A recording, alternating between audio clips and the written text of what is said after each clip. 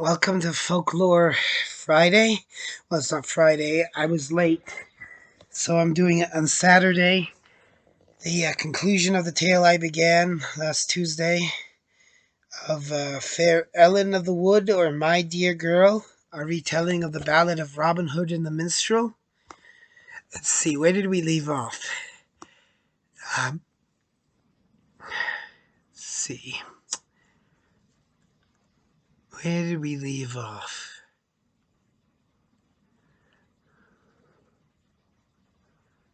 Oh, yes. They had just had the race. They come back to the cottage and they raced each other. No, you win. Look, I'm all out of breath. You go on without me. I'll catch up, wheezed Ellen. All right, meet you there. And whoosh, off she went, with Ellen wheezing after.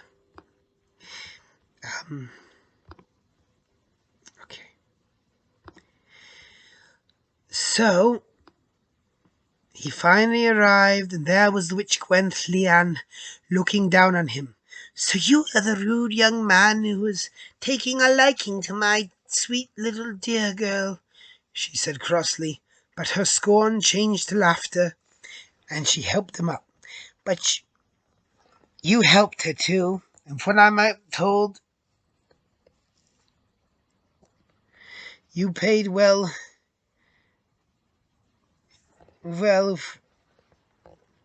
for what you did, and she's mad over heels in love with you too. Come, let us get you washed and have a good meal inside of you. We're having barley and millet and carrot stew. So in Ellen went and was washed and cleaned with fresh clothes and a good meal. And in the morning he found himself alone. Hello, he cried as he got out of bed. Ellen, dear girl, Gwenllian, witch lady, anyone here? He found this most puzzling, but he got up and went over to the kitchen table, and on the table was a note. It read, Dear Ellen o' the Dale, my sweetest Ellen, my mother is gone to market. I've gone into the greenwood to find my true mother. There are some fresh clothes and some butter honey scones on the stove. We will be back soon. I don't know when. Maybe never. Ta-ta, love you, dear girl. What a strange girl, Ellen thought. Well, I can't be sitting around this cottage all day, so he got up and put on a new set of clean clothes and had a quick bite to eat and picked up his lute and went out into the merry greenwood for a stroll. As Ellen strolled through the greenwood playing a merry tune,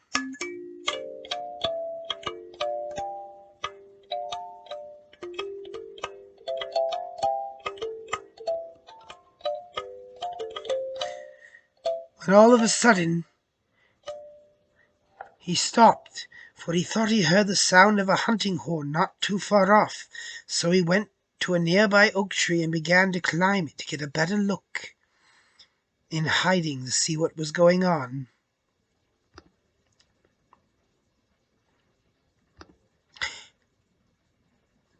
He climbed up into the tree, and very shortly later he spied a whole hunting entourage, a party of men that looked to be a noble baron and his party. Now, while he was in this oak that he chose to climb up into, there was a brook by the side of it, and casually strolling along by the brook came into sight a young doe to get a cool, refreshing drink.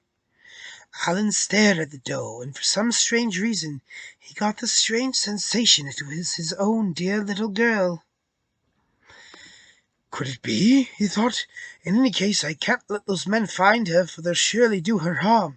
And sure enough, the baron and his troop passed by a few feet from the brook. My lord, said one of the baron's men, look, there by the brook is a young doe. Ah, yes, said the baron. It'll grace our table well tonight. So the baron notched an arrow to his bow and drew back and was about to release when they heard a loud shout come from a nearby tree. No, don't harm her, Ellen cried. The doe was startled and immediately fled. Who dares disturb our hunt? Men, bring that insolent whelp down here at once, cried the baron. The baron's men moved in towards the oak tree. All right, lads, cried Giles. All right, lad, cried Giles. Come down here now at once, or do we have to chop you down? Elen, seeing that he had no choice, dropped to the earth below. Immediately the guards nabbed him and brought him before the Baron. Do you know who I am, boy? I'm Baron Stephen Dufay of Yorkshire. And how dare you disturb my hunt? I will have you hanged for this outrage. Elen was hot in the face, and he burst forth shouting, No! That deer is special to me. I can't let you hurt it. Well, if she's really so special to you, then you shall be made to watch me and hunt and slaughter her before your eyes. The Baron and his men roared with laughter. Ha ha ha! Men, throw him in the wagon. We'll deal with him later. So the Baron's hunting escapade continued in hot pursuit of this doe. After travelling for some time, they came to another clear brook, and there they dismounted to rest and refresh themselves. They had gagged poor Elen so he wouldn't give their position away. It's pointless, your lordship, said Hob, one of the guards. That deer is long gone by now. Just be patient, said the Baron. We'll be quiet and camouflage ourselves here for a bit, as we hide amongst the trees. You never know just what might happen. So after some time, while resting amongst the trees, sure enough, the doe returned to the brook. Now this time the Baron drew an arrow to his bow once again. Quietly, very quietly, he drew it, and then all of a sudden he let loose. Just as the arrow was about to make its mark, another doe sprang up.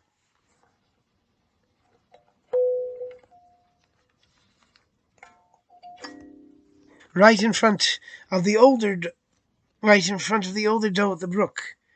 The older one galloped away to safety, but the younger doe lay on the ground, wounded by an arrow at her. What the devil was that? Angrily replied the bishop. Stupid animals! But at least I bagged a doe today. Elen was most upset within the wagon, angrily muffling within his mouth gag. Simmer down, you, demanded Giles. So the Baron walked down to collect his kill. Just then the young doe transformed before everyone's eyes. She became a sweet, young-looking maiden with fawn-like eyes. The Baron was transfixed by this turn of events and stood amazed and dazzled by her beauty. He became totally enraptured by her, and resolved in his mind that he must have this lovely creature for his own. He slowly approached the wounded girl, when all of a sudden he magically froze in place, unable to speak, and neither could any of his men. Out stepped an old little lady, who walked over to the girl and laid a hand on her. All of a sudden the young girl was fully healed. Then the old lady went over and freed Elen and untied his gag. Now let us leave these cruel, wicked men. We must return at home at once, my children. The Baron and his men heard and saw all of this, but when the spell was released, the Baron and his men returned to their castle, and the Baron from that day forth was so enraptured by this beautiful girl, whose eyes shimmered like a woodland creature's, he ordered all his men to search and scour the land to find this girl, so that he could make her his own bride. Many days passed, and the old lady told Elen and dear girl that the older doe was the mistress of the forest, and that she had made a deal with the queen of the forest long ago, so that I could have a sweet dear old child of my own that I could never have. Oh, mother, cried dear girl, I've known. Somehow I've always known. I have two mothers, and I love you both dearly, but my heart ever lies in the forest, and I will seek her out again, I know it. Yes, I know you will, my child, said the witch, but from now on we must be cautious. I did not like the look in that wicked Baron's eyes. He is up to something. I just know it. I feel it in my bones. So as the days followed, the three of them lived in secret, as they had always done, deep in the cottage in the forest, while the Baron's men searched and scoured the land, going from cottage to cottage everywhere, inquiring about a young girl who had eyes like a fawn. But to no avail. They just couldn't seem to find any such girl anywhere, until one fine day Elen decided to go to Nottingham Town to sing and perform for the people in the town square, and Gwenllian the witch was out looking for herbs in the forest, which just left dear little Ellen, the dear girl, at home that day. And this is when Hob and Giles stumbled across a lone cottage in the forest. They'd gotten lost while on their travels, looking for the strange girl, and they were very tired. "Hob, my belly aches. I'm very tired. We've got to find our way out of here and home soon." "But we've not found this dear girl our Lord has set us out to find," demanded Giles. We can't just go back empty-handed." "Doesn't matter," said Hob. "I'm hungry and tired and very cranky. I can't search any longer until I've got a good proper rest and a good meal inside of me." "Wait," said Giles. "What's that up ahead?" "There's a small glow that is coming from a small hovel up ahead. Someone must live in this part of the forest. Alone, perhaps? We'll ask if we can stay the night to rest, and then we'll be on our way. We can pay them if we need to." So Hob and Giles approached the door of the lone cottage and knocked. "Just a minute," they heard a sweet voice from the inside reply.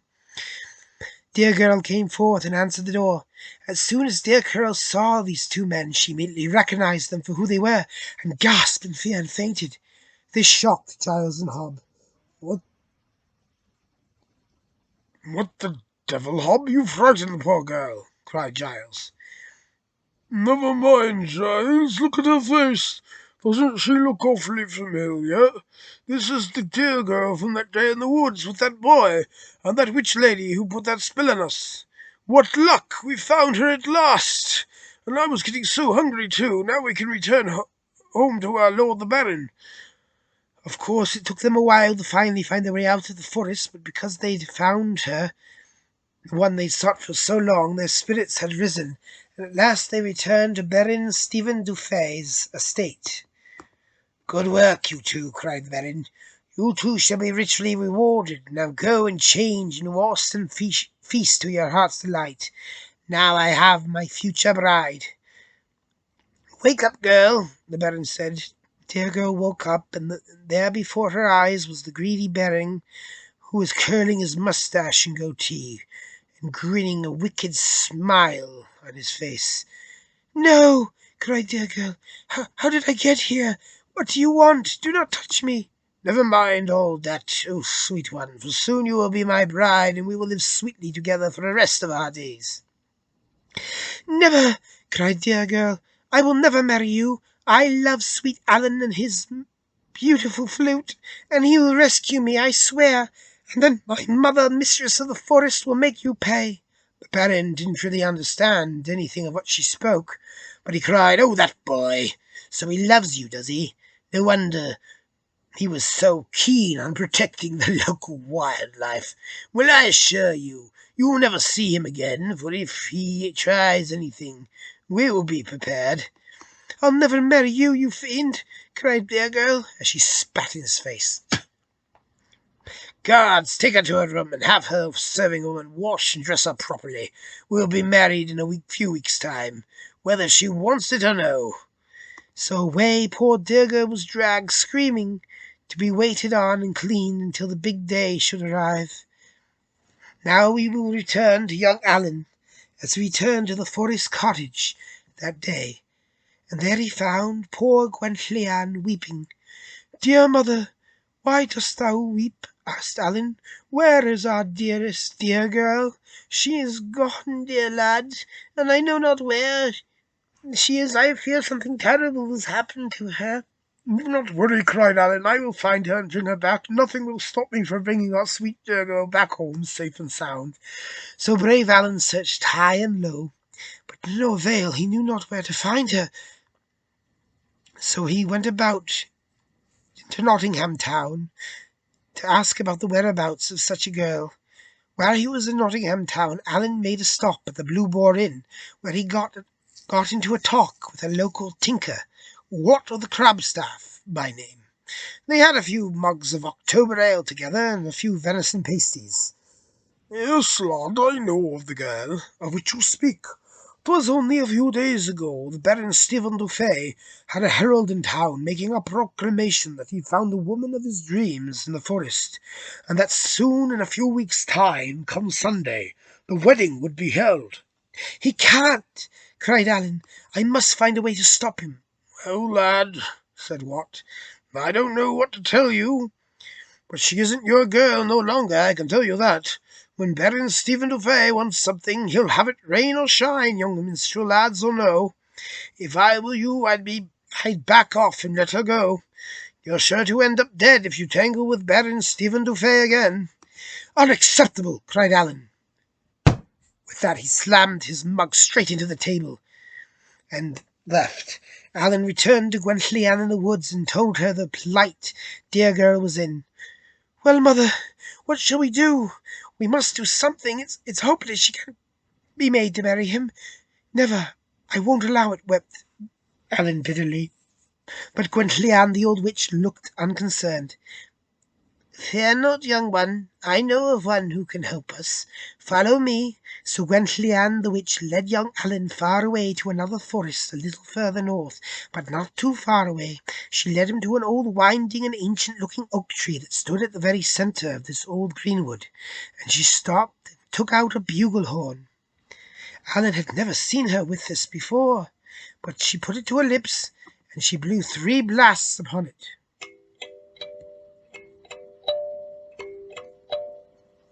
Tra, tra, tra, and out stepped a band of merry men, clothed in all in Lincoln green, with bows and staves and swords at their sides. And out stepped their leader, a tall blond-haired man with a blond beard and a great yew bow in which he leaned. And to his right stood a burly giant of a man with a black beard, and on his left stood a fair lady in a white gown with raven black hair. "These, Ellen, are the outlaws of Sherwood Forest," explained Gwenllian the witch. "And this is—" she began to say, but the blond-bearded man interrupted her. "No need, fair good mother. I am Robin of the Hood, and these are my merry men. And, young lad, what seems to be the trouble? For I does see thou hast tears in your eyes." "I see that thou hast tears in thy eyes." "Why dost thou weep?" asked jolly Robin. So Ellen proceeded to tell Robin and his men all about his fair Ellen, the dear girl, and how Baron Stephen du Fay had taken her for his own. Pondered Robin, "this is a sticky predicament. John, Tuck, Marion, what do you think we should do against this fat baron?" Just then the fat old friar in a brown habit spoke up, Tuck by name. "Well, Robin, I think I have a plan that may be of help. We could all disguise ourselves as clergy folk and make our way into the wedding procession, and I myself would hold a dagger to the bishop's own back to get our friend to cooperate," winked Tuck. "Not bad, Tuck," quoth Robin. "Anyone else have any ideas?" "Nay, not I," said Little John, the big, burly, bushy-bearded, tall man, who was Robin's right-hand man. "Tuck's plan seems to be pretty good." "Tuck's plan seems to be pretty good, my love," said the raven-haired lady, who turned out to be Robin's own fair lady-love, Marion. "Very well, so be it," cried Robin. "Wait, wait!" they heard a young lad, a scrawny lad of 18 winters, all of a sudden spoke up. "We could ambush the wedding party with wild boars." "Much! Be quiet!" cried Little John. "We've tried your plans before, and they always fail. What is it with you and boars all the time? Now sit down. Tuck's plan seems like it could work." "I just think they're kind of cool, is all," Much said as he sat down and pouted. "You're the wild boar," boomed Little John, and everybody laughed. So the day of the wedding came at last, and Robin and his men, Gwenllian and Ellen, were all disguised as clergy folk and different wedding attendants. The wedding party went through the streets of Nottingham town. Tuck put a dagger lightly into the bishop's back.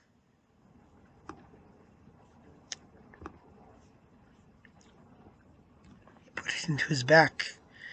"Surprise, your grace. Now listen, you will do as you're told, or this dagger will be your last meal you shall ever sup upon again.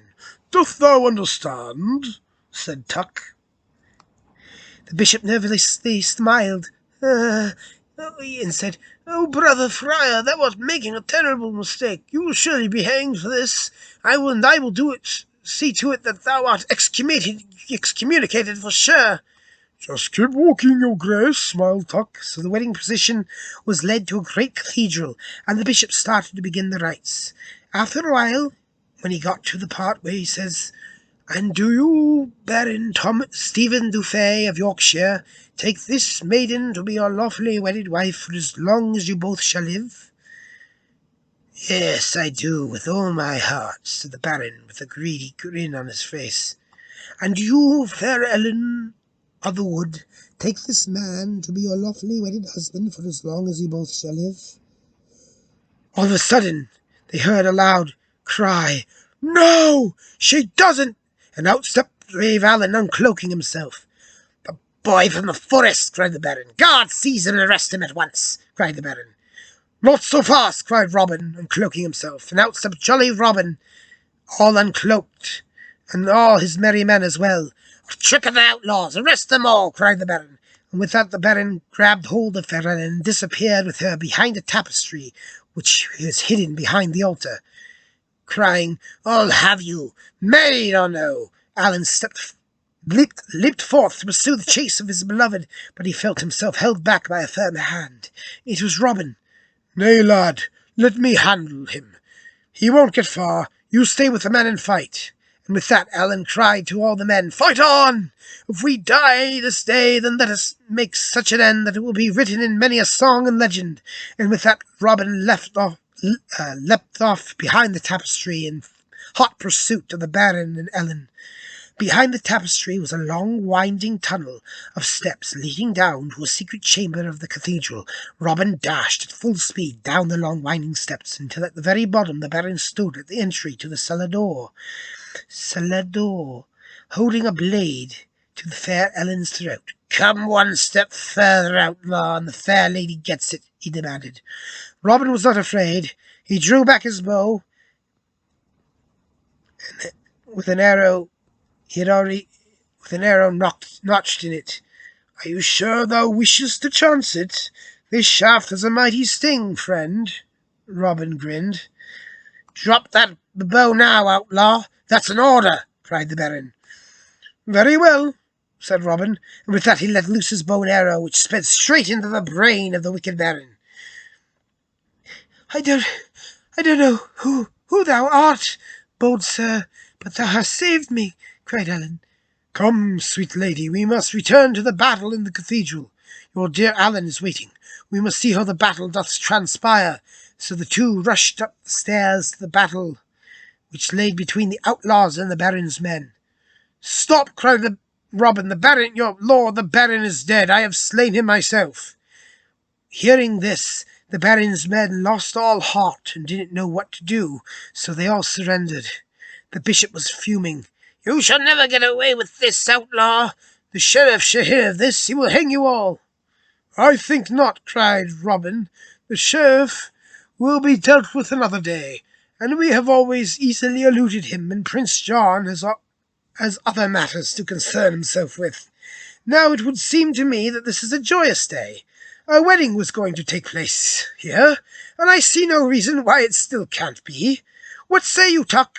Would you consider doing the honours for our young minstrel friend here, and his lass, Lady Fair?" "It would be my honour," cried Friar Tuck. So a new wedding ceremony was held, conducted by Friar Tuck himself. And when it came to, "And do you, young Ellen, take this your Lady Fair to be your lawfully wedded wife for as long as you both shall live?" "I do," cried Ellen, "more than you'll ever know." Tuck continued, "And do you, fair Ellen of the Wood, take this young man to be your lawfully wedded husband for as long as you both shall live?" It's Ellen o'er the dale, and yes, I do. "Then, with the powers invested in me through our Lord and Saviour Jesus Christ, I do proclaim you husband and wife, Ellen of the Dale and his fairest Ellen of the Dale. May your days be ever long and fruitful. Go with the Lord in peace." Huzzah! Huzzah! Huzzah! All the people cried. Huzzah! Cried Robin. Huzzah! Cried all the merry men and people. And so that was the story of young Allen of the Dale and his fairest Ellen, and just as Tuck had proclaimed, they did indeed live out their days long and fruitful, living in the greenwood, with Robin and his men, and many a time in the fair greenwood fair Ellen would disappear into the form of a young doe, and could sometimes be seen galloping through the greenwood with her true mother, the mistress of the wood, or could be seen with her father, the dweller in the oak tree, the mysterious green one. And Gwenllian, the wise witch, watched over them all to the end of their days, which were exceptionally long indeed.